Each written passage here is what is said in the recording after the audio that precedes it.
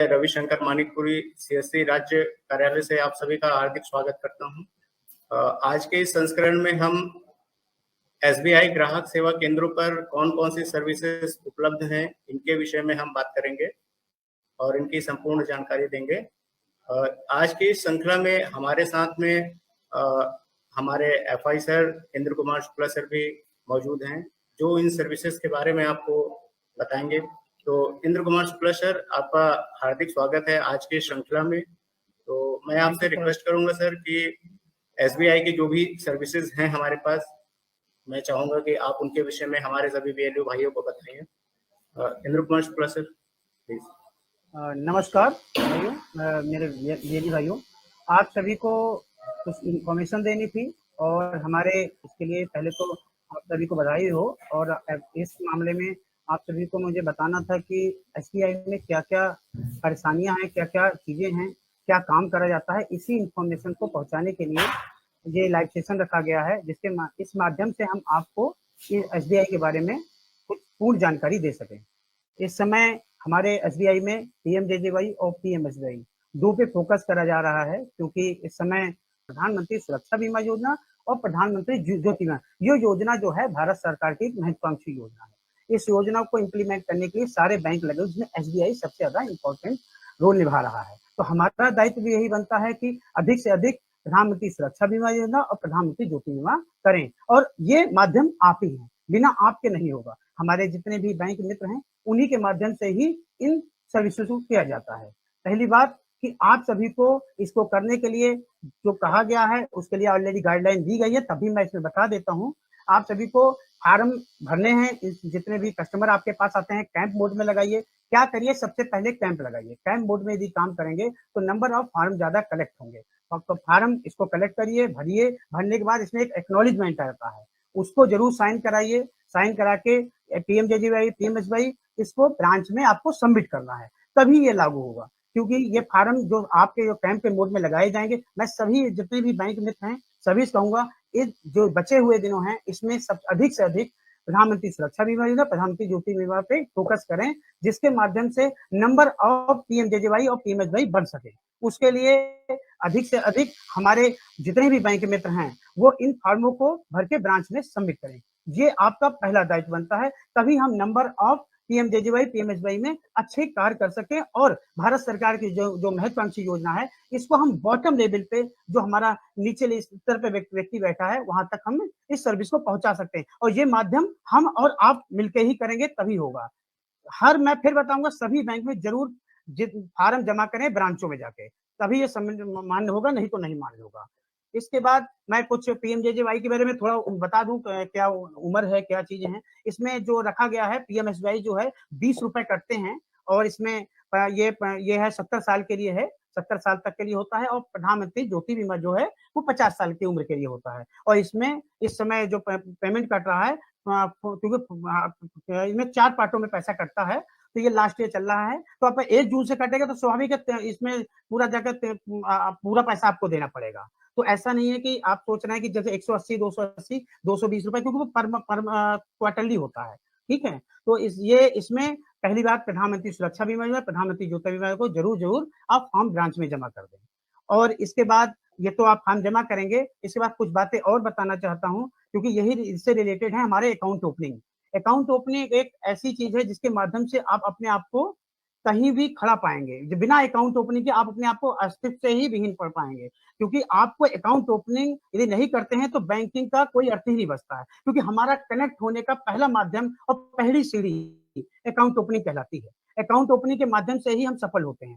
तो सबसे पहले हमारे जितने भी बैंक मित्र हैं, उन सभी से कहूंगा जरूर से जरूर कैंप मोड में काम करिए, क्योंकि अकाउंट ओपनिंग आपके नहीं होंगे तो आप कभी सफल नहीं हो सकते। तो सबसे पहले आप लोग अकाउंट ओपनिंग पे फोकस करिए। अकाउंट ओपनिंग करते हुए नंबर ऑफ अकाउंट बढ़ेंगे, तभी आपके चाहे पीएमजेजेवाई हो, पीएमएसबीवाई हो, चाहे ट्रांजैक्शन हो, चाहे लोनिंग काम हो, ये सभी आपको तभी प्राप्त होंगे जब आपका अकाउंट कस्टमर का ओपन करेंगे, क्योंकि यहाँ पे आपकी प्रगति बहुत जरूरी है। मैं सभी बैंकों मित्रों से कहूंगा कि अपने आप को थोड़ा चेंज करें। कस्टमर कभी भी, अब ये ऐसा दौर नहीं आया कि कस्टमर आपके पास जाएगा।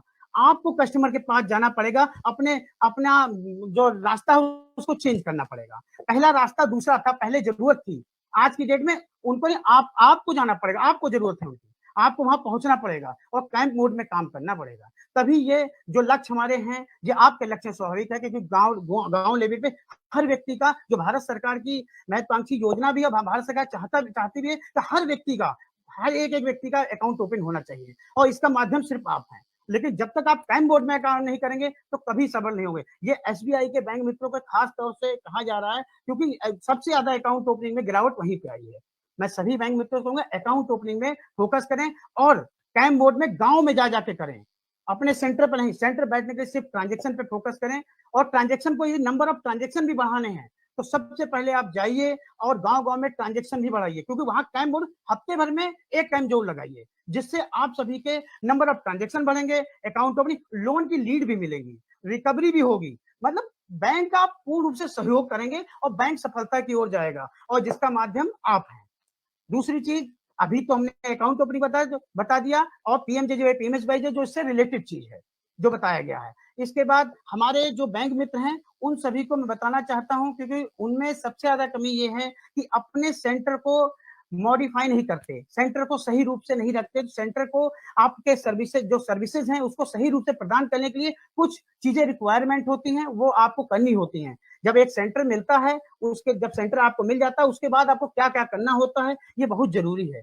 पहली चीज, आपको एग्रीमेंट सबसे ज्यादा जरूरी है किसी भी, क्योंकि उसमें ऑडिट होता है तो आपके पास एग्रीमेंट होना चाहिए, वो होना चाहिए, पुलिस वेरिफिकेशन होना चाहिए, IIBF होना चाहिए। हमारे बैंक मित्र पोर्टल पे ऑलरेडी आप लोग रहते ही अपडेट नहीं है जो, तो उसको ऑलरेडी उसमें पुलिस वेरिफिकेशन IIBF अपलोड करना पड़ता है। लेकिन आप सभी का दायित्व ये बनता है कि आप जाके सबसे पहले एग्रीमेंट करें, एग्रीमेंट के पुलिस वेरिफिकेशन, IIBF, इसके बाद आप सभी पे माइक्रो एटीएम होना चाहिए।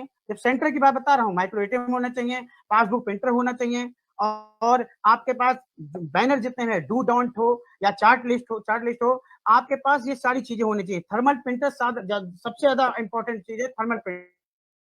आप कस्टमर को, यदि आप अपनी रसीद सर्विस पहुंचाना चाहते हैं, यदि आप किसी दिक्कत से बचना चाहते हैं, तो सबसे पहले आपके पास थर्मल प्रिंटर होना चाहिए। उसके माध्यम से ही आप किसी कस्टमर का विश्वास जीत सकते हैं, क्योंकि आप उसको रसीद देंगे तो उसका भी विश्वास होगा कि आपने, हाँ, हमको रसीद दी, हमारा पैसा इतना जमा हुआ, हमारा निकला। तो पहली चीज है, थर्मल प्रिंटर अत्यंत आवश्यक है। पासबुक प्रिंटर का बेनिफिट ये है कि पासबुक प्रिंटर से आप सभी प्रिंटर जरूर ले लें, क्योंकि पासबुक प्रिंटर से आपको बेनिफिट ये है कि 610 रुपए अलग से भी मिलता है, और आपको 5 रुपए पर प्रिंटर मिलता है। तो देखा जाए कि एक ऐसी चीज है जिससे आपकी इनकम को बढ़ाया जा सकता है, आपकी इनकम में भी ग्रोथ होगा। हर एक बैंक मित्र की इनकम जो है मिनिमम 20,000 तक होनी चाहिए, क्योंकि अब 10,000 और 5,000 नहीं, 20,000 पे लेके चलेंगे, क्योंकि घर की आवश्यकताएं बढ़ गई हैं। हर जो हमारा बैंक मित्र है, वो अपने लिए इस प्रकार काम करे कि जिससे बेनिफिट स्वाभाविक है उसका भी हो, सरकार का भी हो और कंपनी का भी हो। इन तीनों चीजों पे ही काम करना पड़ेगा, तभी वो सफलता की ओर जाएगा। कस्टमर तभी उससे कनेक्ट होगा जब वो कस्टमर से कनेक्ट होगा। कस्टमर से कनेक्ट होने के लिए उसके बॉटम लेवल पे उसको मेहनत करनी पड़ेगी। मैं जितने बैंक मित्र हैं सभी से कहूंगा, कुछ अलग करिए, अलग करेंगे तब दिखाई देंगे, सिस्टम में अलग नहीं करेंगे कभी नहीं दिखाई देंगे। ऐसा नहीं है कि जो जैसा चलता आ रहा है वैसे ही करेंगे। सेंटर जब ऑडिट होता है तो आपके यहाँ सबसे ज्यादा कमी आता है। हमारे यहाँ यूवी लैंप जो है वो हर बैंक मित्र के पास होना चाहिए। यदि आपके पास यूवी लैंप भी नहीं, उसे नोट चेक करने वाली मशीन, मान लो आपका कोई 500 का नोट नकली निकल गया तो हमारे बैंक मित्र का लॉस होता है। हम नहीं चाहते किसी बैंक मित्र का कोई लॉस हो। आप जरूर से जरूर एक यूवी लैंप लगवाइए। इसके बाद आप सभी जो आप डू डोंट लगा ही रहे हैं, इसके बाद जितने भी बैनर हैं वो सारे कंप्लीट ऑलरेडी मैं CSC क्लाउड उस पर पड़ा हुआ है, SBI क्लाउड पे, उस पर जाकर डाउनलोड भी कर सकते हैं और जाके उसको हमने ऑलरेडी शेयर भी किया है। ये सब करिए, आपने अपने सेंटर पे लगाइए। यदि सेंटर पे नहीं लगाते तो आपकी ये समझ लिया जाएगा आप अपनी जिम्मेदारी से भाग रहे हैं। रजिस्टर सभी कंप्लीट होना चाहिए, चाहे ट्रांजेक्शन रजिस्टर हो, चाहे ट्रांजेक्शन डिपॉजिट हो, विड्रॉल हो, या आपका कंप्लेंट। देखा है मैंने बहुत जगह कंप्लेंट रजिस्टर नहीं है। इस कंप्लेंट रजिस्टर सबसे ज्यादा इंपॉर्टेंट है। कंप्लेंट रजिस्टर आपके पास होना चाहिए। आपके पास पीएमजेजेवाई पीएमएसवाई का, APY का भी रजिस्टर होना चाहिए। अब APY के बारे में बताना चाहता हूं, क्योंकि आपको लिए ये रजिस्टर के बारे में तो बता दिया, ऑलरेडी इंफॉर्मेशन दी गई है। और मैं फिर बता देता हूँ, रजिस्टर तो मैं फिर बताऊंगा जरूर कंप्लीट, और कस्टमर के एक कस्टमर के सिग्नेचर होने चाहिए, क्योंकि कुछ बैंक में मैंने देखा है कि सिग्नेचर यदि नहीं करवाते हैं तो जवाबदेही उन्हीं की बनेगी। तो सबसे पहले आप सिग्नेचर जो सिग्नेचर कस्टमर के जरूर कराइए रजिस्टर पे। हमारे जितने भी रजिस्टर हों, चाहे विजिट रजिस्टर हो, चाहे कंप्लेंट रजिस्टर हो, चाहे ट्रांजेक्शन रजिस्टर हो, ये कंप्लीट एक साफ सुथरी अवस्था में होनी चाहिए, तभी आप सफलता की ओर जाएंगे। दूसरी चीज, आप जब काम करते हैं तो अपने आप को ऐसा महसूस करिए कि आप उससे कनेक्ट हो रहे हैं, क्योंकि आपको दायित्व बनता है कि आपके पास वहां पे इस समय बहुत ज्यादा गर्मी, आप जानते हो गर्मी का मौसम है, बहुत ज्यादा गर्मी है, तो इस समय आपके लिए सबसे ज्यादा इंपॉर्टेंट है पानी का एक घड़ा रखना या बाल्टी रखना, क्योंकि पानी आपको पिलाना ही होगा, क्योंकि वो कस्टमर आपके पास आया है तो आपका दायित्व बनता है। सबसे हमारा हमारा मानवता के लिए भी दायित्व बनता है। तो हमारे बैंक मित्र को मैं यही सलाह दूंगा कि कुछ चीजें उसे फोकस करनी होंगी। इसके बाद एपीवाई पे फोकस करना चाहते हैं हम।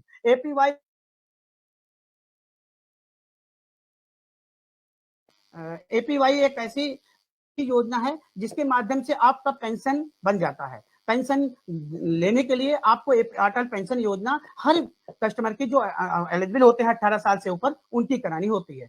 आपको मालूम है कि एपीवाई में कराने के लिए आपको थोड़ा सा अवेयरनेस भी फैलाना जरूरी है। आप सभी सबसे पहले जब आप कैंप लगाएं, याद रखना कैंप सबसे ज्यादा इंपॉर्टेंट, कैंप लगाएं, वहां पे एपीवाई का जरूर इंफॉर्मेशन दें, क्योंकि पेंशन एक ऐसी चीज है जब आदमी ओल्ड हो जाता है, बूढ़ा हो जाता है, तब सबसे ज्यादा दिक्कत उसी को होती है। तो उस व्यक्ति के लिए पेंशन बताना जरूरी, पेंशन का महत्व क्या है। 8.5% ब्याज आपको कहीं नहीं मिलेगा, आप सेविंग अकाउंट पे भी लगाएंगे 8.5% ब्याज नहीं मिलेगा, इतना बढ़िया ब्याज मिल रहा है, उस सर्विस को चलाइए। अटल पेंशन योजना सबसे ज्यादा इंपॉर्टेंट है, उसके लिए आपको इसको एक मुहिम चलानी होगी। मुहिम के तहत अपने क्षेत्र को एपीवाई से मुक्त कराना हो, एपीवाई कराना ही कराना होगा। इसके लिए सबसे ज्यादा इंफॉर्मेशन आपको बॉटम लेवल पे देना जरूरी है। हमने ऑलरेडी आप सभी को एक एक चीज बता रखी है। मैं फिर कहूंगा, अटल पेंशन योजना तभी होगी जब आप कैंप मोड में काम करेंगे, समझाते हुए काम करेंगे।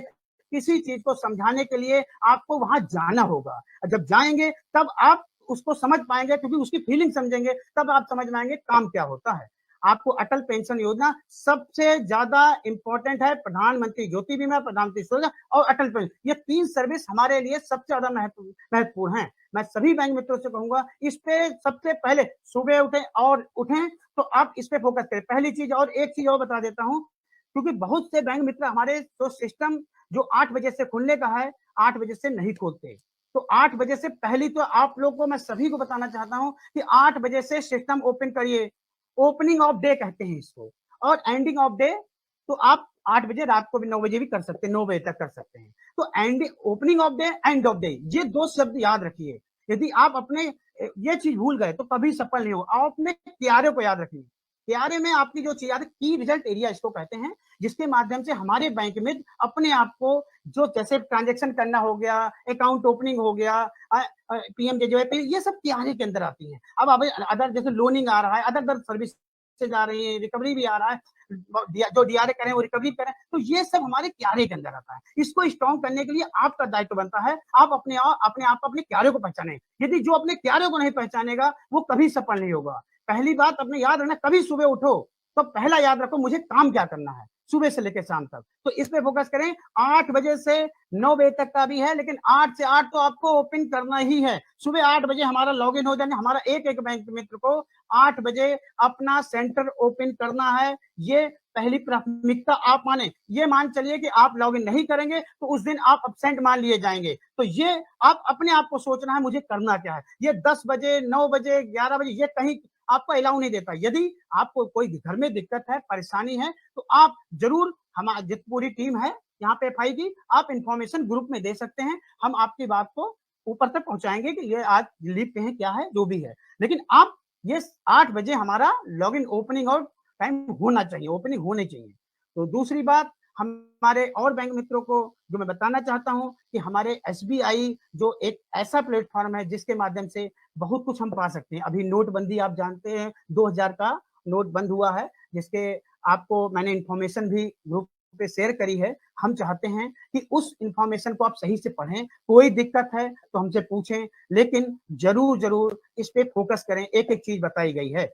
अब एक चीज आती है माइक्रो एटीएम। हमारे बैंक मित्रों पे माइक्रो एटीएम नहीं है, बहुत से बैंक मित्रों पे है भी, तो कोई दिक्कत है उसके रिजॉल्व करने का काम हमारा है। लेकिन हर एक बैंक मित्र में माइक्रो एटीएम होना अत्यंत आवश्यक है। इसमें चाहे वीजा कार्ड हो, रुपए कार्ड हो, मास्टर कार्ड हो, हैं, और अमेजन कार्ड, ये टोटल कार्ड इसमें लगते हैं। इसके माध्यम से आप तभी पैसा इसका निकाल सकते हैं।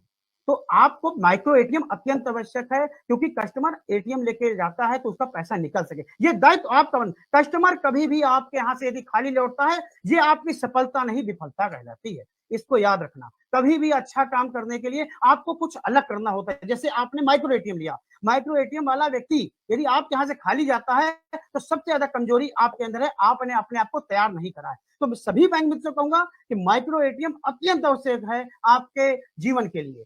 दूसरी चीज, पासबुक प्रिंटर भी अत्यंत आवश्यक है।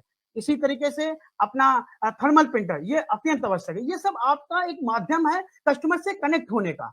तभी ऐसा नहीं है, कस्टमर तभी कनेक्ट होगा जब उसको कुछ नया करके दोगे। तो ये सर्विस है आपके पास, इसको सही रूप से समझिए। दूसरी चीज, अब सब क्यू कोड आता है, वो सब क्यू कोड हमारे सभी बैंक मित्रों के पास सब क्यू कोड नहीं है, तो बनवा ले। ज्यादातर बैंक मित्रों पे है हमारे, हम जानते हैं, लेकिन जिसका सब क्यू कोड नहीं है वो तुरंत सब क्यू कोड बनाए। सब क्यू कोड अत्यंत आवश्यक है। बिना सब क्यू कोड के आप सफल नहीं हो सकते, अपनी इनकम नहीं बढ़ा सकते। इनकम बढ़ाने के लिए सबसे ज्यादा जरूरी है आपका सब क्यू कोड होना, क्योंकि आपके पास पासबुक प्रिंटर भी होगा तो सब क्यू कोड होगा, तभी पासबुक प्रिंटर भी आपको मिलेगा। आपकी अर्निंग को दुगना करेगा।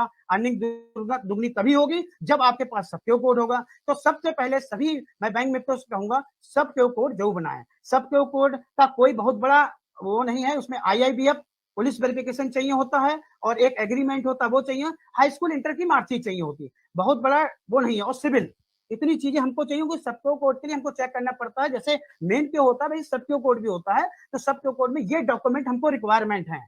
एग्रीमेंट की ऑलरेडी मैं कॉपी हमारे सभी FI टीमों ने शेयर भी कर रखी है आपको, और आप पुलिस वेरिफिकेशन ऑलरेडी सब क्यू कोड का बना ही दीजिए, IIBF होना चाहिए, और हाई स्कूल इंटर की मार्कशीट। ये सब क्यू कोड बनाने के लिए एक माध्यम है, सब क्यू कोड बन जाएगा आपका एक ही दिन के अंदर। जैसे ही आप डॉक्यूमेंट डालते हैं 1 घंटे के अंदर आपका सब क्यू कोड बनके तैयार हो जाए। लेकिन ये डॉक्यूमेंट आपके कंप्लीट होने चाहिए, ये क्योंकि जब तक कंप्लीट नहीं होंगे आपका सब क्यू कोड कभी नहीं बने। सब क्यू कोड बनने से देखिए आपको 2 फायदे हुए। पहली चीज, सब क्यू कोड बना तो आपका काम से थोड़ा हटाओ, आप दूसरा काम कर सकते हैं, कैंप लगा सकते हैं, कुछ दूसरे काम कर सकते हैं। जैसे आप गए गांव में गए बातचीत करना, आज कैंप लगाना, लेकिन वो सब क्यू कोड वाला काम कर रहा है। इसका बेनिफिट ये हुआ। दूसरा बेनिफिट कि जो पासबुक प्रिंटर है, पासबुक प्रिंटर भी आपकी लगी रहेगी, तो एक वो जो टर्मिनल है, एक एक्स्ट्रा टर्मिनल भी आपको मिल जाएगा।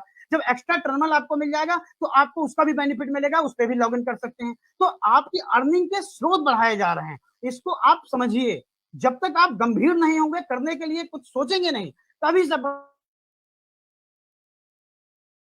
आपको कुछ अलग करना होता है और गंभीर बनना पड़ता है। आप सभी पुराने बैंक मित्र हो गए हैं, जो नए बैंक मित्र हैं उन्हें पुराने बैंक मित्रों से सीखने की जरूरत है। मैं सभी बैंक मित्रों को मैंने ग्रुप में हम सभी लोगों ने जोड़ रखा है और पूरी यूपी टीम जुड़ी हुई है, सभी से कहेंगे जरूर से जरूर हर अपने पुराने BC से सीखें। जब सीखेंगे तो स्वाभाविक है आपकी इनकम बढ़ेगी। हमारे बहुत से बैंक मित्र हैं जिसकी 50,000, 60,000, 80,000 तक इनकम है, उसके बारे में समझे कैसे कमा रहे हैं। यदि आप नहीं समझेंगे तो कभी सफल नहीं होंगे। ये सब चीजें इसीलिए दी जा रही है, इसीलिए फेसबुक लाइव पे आ गया कि आप तक वो बात पहुंचाई जा सके। सेंटर सबसे ज्यादा इंपॉर्टेंट, आपको मॉडल सेंटर होना चाहिए। ये आपका घर है, परिवार है, ये आप समझ लीजिए सब कुछ आपकी रोजी रोटी है, आपका परिवार इसी से चलता है। तो आपको, आप सभी को इस पे फोकस करना होगा। मैं कुछ कहना चाहेंगे तो मैं अपनी बात को विराम दूंगा, और अभी रवि जी कुछ कहना चाहें तो ऐड करना चाहें तो रवि जी अभी आपको ऐड करेंगे। सर बहुत बहुत धन्यवाद, आपने अपना समय दिया और आज के संस्करण में SBI के सर्विसेज के बारे में आपने हमारे सभी VLE भाइयों को बताया। तो मैं थोड़ा सा इसमें और ऐड करना चाहूंगा कि सभी VLE भाई जितने भी हमारे SBI के CSP हैं, वो अपना एग्रीमेंट और लेटेस्ट पुलिस वेरिफिकेशन, ये दोनों चीजें अपने ब्रांच में जरूर सबमिट करें और उनको बोलें कि वो अपने सिस्टम पे इसको तत्काल अपलोड करें, जिससे कि कंप्लायंस से हमें बचा जा सके। क्योंकि क्या होता है कि आप लोग कभी कभी क्या होता है कि कुछ लोग हमारे CSP बोलते हैं हमने ब्रांच में सर हमने अपने सारे डॉक्यूमेंट्स दे रखे हैं, लेकिन देना ही नहीं है, उसको सिस्टम पे अपलोड कराना भी आपकी ही जिम्मेदारी है। तो ये जरूर करते हैं। जैसे कि बहुत से सर ने अभी जैसे हमें बताया कि बहुत सारे हमारे ऐसे सीएसपी हैं जिनके पास सबक्यू नहीं है, तो मैं उनसे निवेदन करूंगा कि जो भी रिक्वायरमेंट डॉक्यूमेंट सर ने बताए हैं उनको जल्दी फुलफिल करें और अपने पास सबक्यू बनाएं। सबक्यू बनाने से आपके पास बहुत सारे फायदे हैं, जैसे कि आपको कहीं अगर जाना हुआ, कोई आपके घर में इमरजेंसी काम है या जो भी है, तो उस अब्सेंट में वो अपना काम कर सकता है, जिससे कि आपका जो ग्राहक का जो जुड़ाव बना हुआ है वो आपसे कहीं अलग नहीं जाएगा।